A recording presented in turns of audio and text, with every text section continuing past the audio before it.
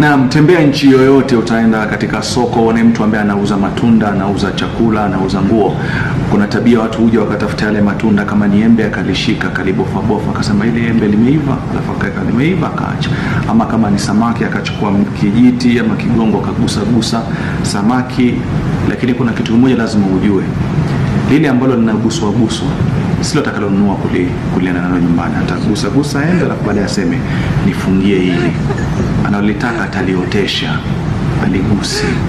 Na kama pia ni nguo ameenda kwenda dukani, ile ambao ataitaka kuinunua baada ya kwamba amejipimisha hii nyingine, atamwambia nipe nyingine, lakini ile katika display huwa haichukui.